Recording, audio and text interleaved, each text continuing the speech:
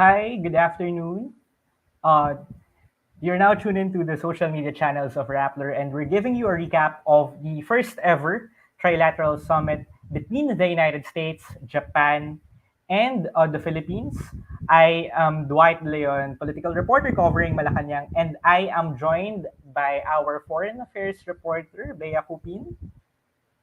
Hi, Bea. Okay. Nakamute ka ba, Bea? Fine. Ayun. Ayun. So, yun nga, President Ferdinand Marcos Jr. is back in Washington and it's been a jam-packed Thursday for him. Remember that Washington is 12 hours behind Manila. So the events that Marcos participated in actually happened early Friday morning here in the Philippines. So earlier today in Manila, he was welcomed to the White House by President Joe Biden, and later they were joined by Prime Minister Fumio Kishida for the trilateral summit between the three of them. So this marks Marcos's return to the White House nearly a year since he visited Washington. He was in Washington back in May last year for an official visit where he received full military honors. And that visit sort of like solidified the Philippines' pivot to the US after relationship between the two countries soured during the administration of Marcos's predecessor, Rodrigo Duterte. But this trilateral summit seeks or seems to raise the stakes further. Just the idea that we are in this trio with this two of the largest economies in the world. And it sort of also underscores the key role that the Philippines plays in the Indo-Pacific region. Actually, kanina, I even saw on Twitter a post by the US ambassador to Japan referring to Biden, to Marcos and Kishida, sort of this power of three, and that's how it puts it. And these three countries also have that mutual problem, which is Mm. China's aggression and the waters of the Asia Pacific region or in the Indo Pacific, yun nga, South China Sea and the East China Sea. So first off, Bea, because you're our senior reporter, you've been covering foreign affairs for a long time. Can you just tell us, how oh, tell us more about how much of a big deal this summit is. Mm. Parang in a way actually yung trilateral cooperation na ito, they don't really have a name for it quite yet. Like there's no catchy name for this trilateral relationship, no. But it's Marcos himself actually called it a natural progression because we do have very robust ties, obviously, with the U.S. Minus the Duterte years, and we have very very good ties with Japan. Not ironically, but interestingly cultivated, especially under the presidency of Rodrigo Duterte. So, interesting yung the way that the US framed the trilateral meeting in a parang preview of on background briefing by a White House official. They termed it as a statement of unity on the South China Sea, and that's precisely what we saw and more. So parang striking to me, for instance, yung there as reported earlier by sites like I think the FT had the exclusive na parang they expected Biden to make very strong statements, clear pronouncements, not just on the South China Sea, but specifically Ayungin Shoal or Second Thomas Shoal, where the BRP Sierra Madre has been stranded there on purpose since 1999, and where we see parang kumbaga the most aggressive of Chinese actions. As you would know, di ba, parang ginagamitan quite liberally ng China Coast Guard ng water cannons against Philippine vessels. So, interesting to me that there was a mention of serious concern. You might be wondering, ano naman tong serious concern na ito? But in diplomatic parlance, no, this is like a very strongly worded statement. And I know, but bear with me kasi nakakatawa isipin na parang this is the outcome of it, no? Strongly worded statement. But it's interesting to hear or to see the US, Japan, and the Philippines talking about Ayungin Shoal, and then immediately talking about the Senkaku Islands. So South China Sea, East China Sea, parang kumbaga, it's an acknowledgement, I suppose, that these concerns are not separate, they're intertwined. In a way, there was also a mention of the Taiwan issue about stability and peace in the Taiwan Strait. So that would be quite interesting. And then you have to remember na si Manila at si Tokyo are both treaty allies of the United States. So it quite makes sense for the three countries to come together at this higher level. Remember na preceding this, there was a meeting by the ministers, I believe, of the three countries on the sidelines of the ONGA, on the sidelines of the UNGA in New York last year. So parang, kumbaga, it's also in a way consolidating the efforts of of the three countries, helping each other out. But we have to admit, no, parang helping out, especially Manila, because admittedly, between the three of us, we have the weakest military. Our Coast Guard is only starting to actually get the funding that it needs and deserves. Japan plays a really huge role on that, and we can probably talk about many other things before I get carried away, Dwight. Sorry. Ayan, oo nga eh. Nabasa ko din kanina yung statement, and there's a specific section on the South China Sea and the East China Sea problem. Basahin ko lang, yun nga, it said that Beijing's behavior in the territorial waters were dangerous and aggressive. It flagged China's militarization of reclaimed features, yung coercive use of militia vessels, and efforts to disrupt other countries' activities in the waterway. And you've been to the West Philippine Sea a number of times, and yun nga na-mention din yun nga efforts to hamper the resupply missions to Ayungin Yeah. Shoal, and yun nga, which to resupply missions of the Philippine vessels Yeah. to the BRP Sierra Madre, which you mentioned. Yeah. So, Yeah.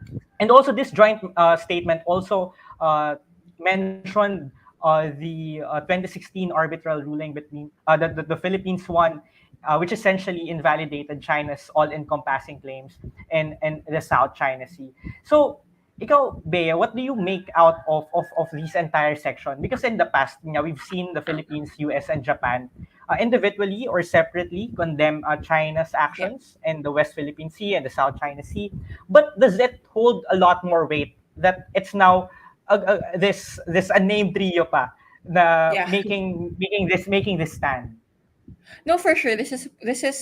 No doubt going to catch the attention of Beijing. It already has actually, parang nag-release na ng statements yung Chinese embassy in Manila, initially reacting lang to the reiteration of US commitment to the Mutual Defense Treaty. Again, reminding the US it's not a party to issues affecting the South China Sea.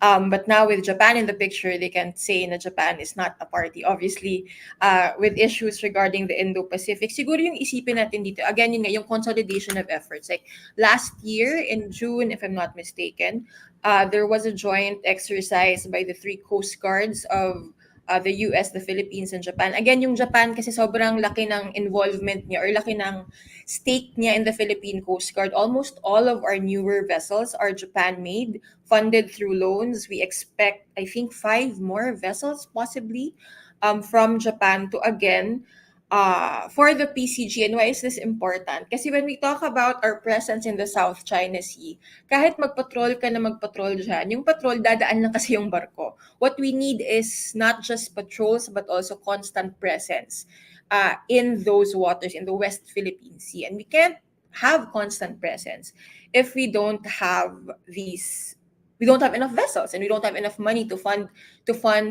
fairly expensive trips out to sea. So aside from the strong statements, and like I said earlier, nakakatawa isipin na parang we make a big deal about, serious concerns. But you have to remember na in a way, this is also backed up by action out at sea, especially just last weekend, if I'm not mistaken. No?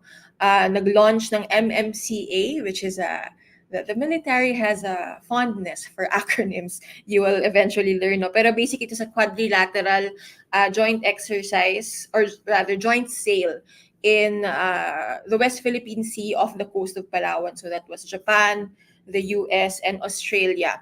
Before that, we've had 3 MCAs or joint patrols with the US.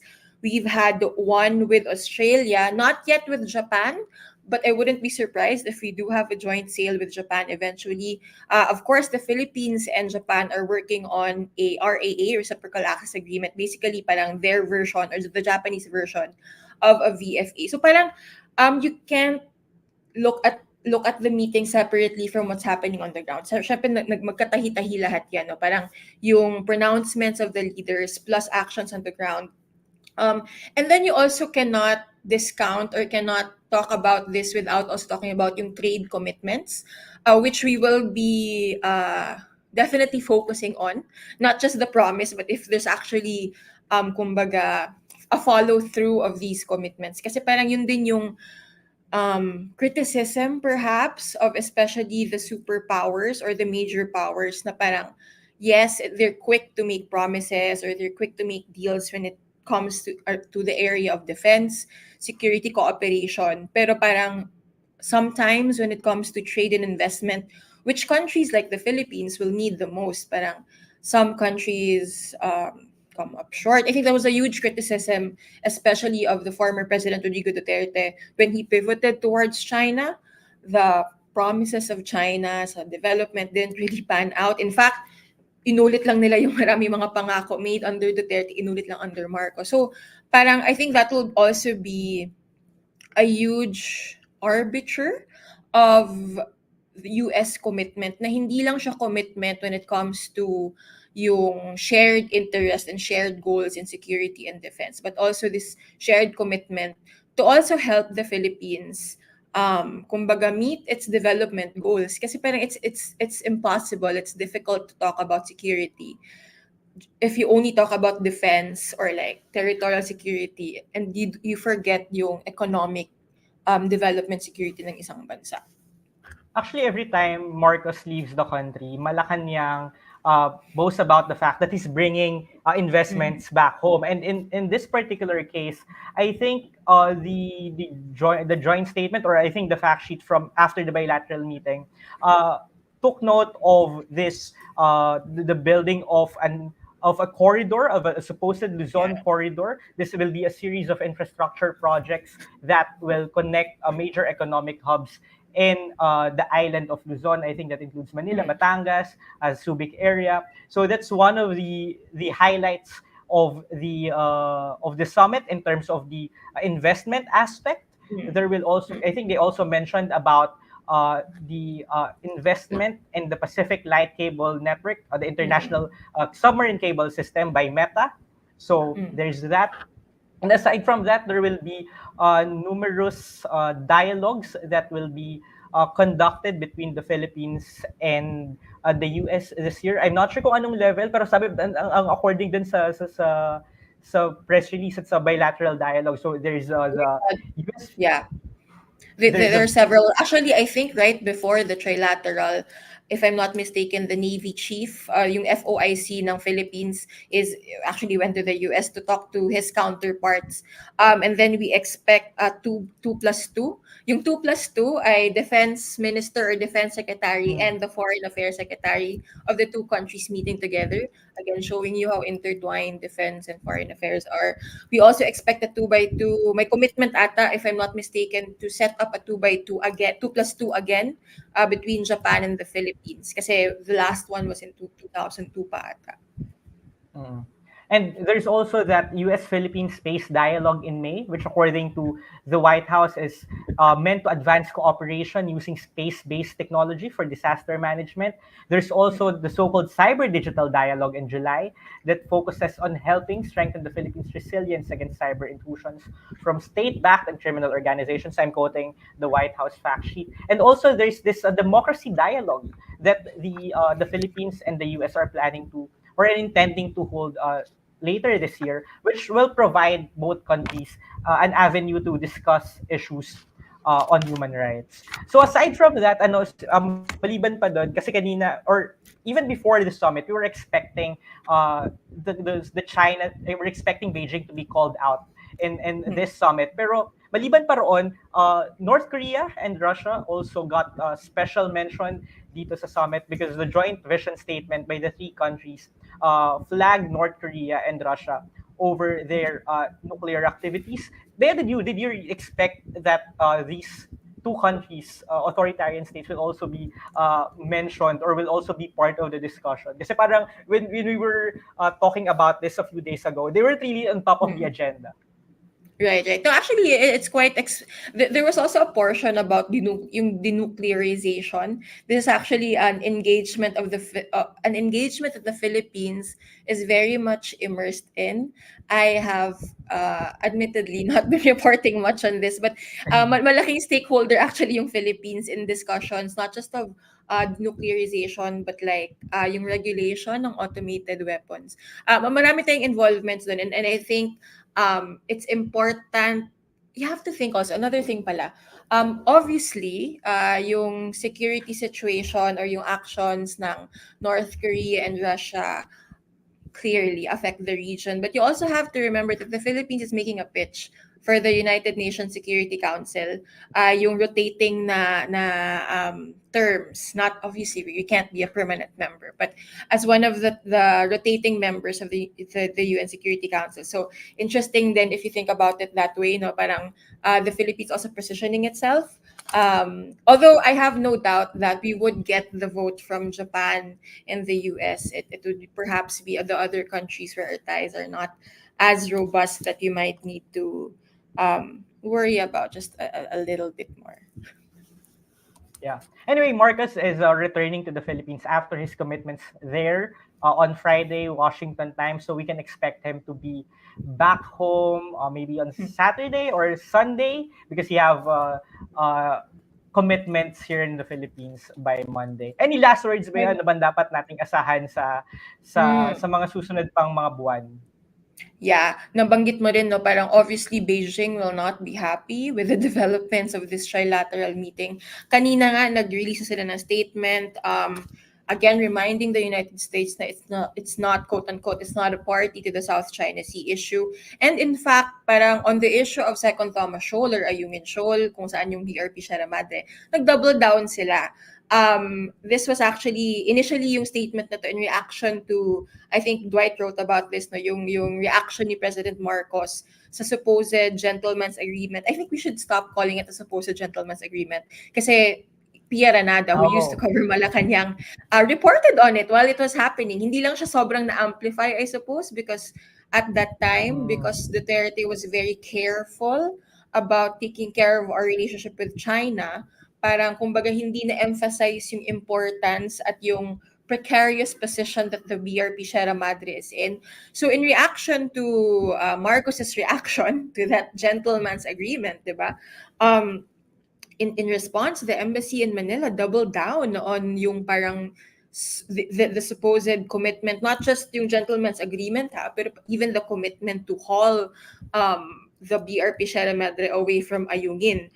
They also doubled down on yung insistence nga nila na only provisions should be, as in like yung food, water, essentials lang yung pwedeng dalhin sa BRP Sierra Madre at hindi pwede construction material. They even went as far as saying na in order for peace or for, parang para hindi lang magkagulo sa area ay like let them inspect the BRP Sierra Madre, which is an insane demand if you think about it, right? For them to inspect what is essentially a military outpost of the Philippines in the South China Sea. So frankly, I don't see. Do not try to imagine. It is hard to imagine a universe in which after this trilateral meeting, Beijing will say, okay, sige, let's stop what we're doing or let's be less aggressive in the South China Sea, for better or worse. We don't expect that to happen. But what we will be looking out for, it is, what is the date today? It's April 12, end of the month, actually a week's time, a little over a week, magsisimula na yung Balikatan, 2024, the biggest military exercise between the US and the Philippines. Pero bukod sa US and the Philippines, maraming ibang bansa na kasama dyan. Right? You have forces from Japan, Australia, participating on different levels. Some more than others. So that is certainly going to be a huge thing that we will be reporting on. But aside from the Balikatan, which happens naman every year, another thing that the joint vision statement mentioned is that the US looks forward to Japanese and Filipino forces, Coast Guard personnel pala, to join them on board a US Coast Guard ship for a patrol in the Indo-Pacific. So very interesting choice of words na sinabi nila Indo-Pacific. They did not say South China Sea. They did not Mm. specify na East China Sea. So I don't know, like will this be a patrol around both seas, perhaps even the Taiwan Strait area, and then also on top of that, yun nga, yung parang yung planned joint exercises between the three coast guards. So you really see, kumbaga, parang these are ties that have already existed, not just under Marcos, even under Duterte, except the US, obviously, the late Benigno Aquino, even Gloria Macapagal Arroyo, nag-start yung nag-step up yung ties natin with Japan din eh, naging strategic partnership.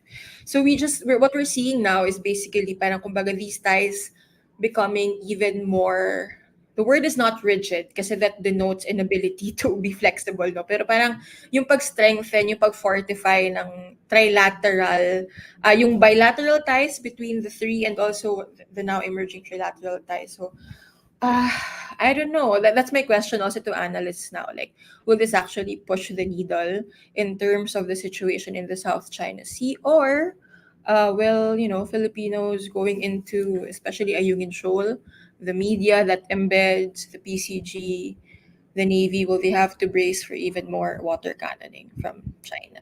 So, malalaman natin yan in the coming weeks. Yeah, but in Marcus's language, this is not poking the bear, even though we've had these continued conversations and continued pivot to the United States. So anyway, that's it for our viewers. Rappler's coverage of Marcus's participation in the this landmark trilateral summit is still ongoing. You can bookmark our live updates page on the Rappler website. You can also participate in the discussion in the Rappler Communities app. Bea, thank you for joining me this afternoon. I am Dwight De Leon, and this has been Rappler Recap.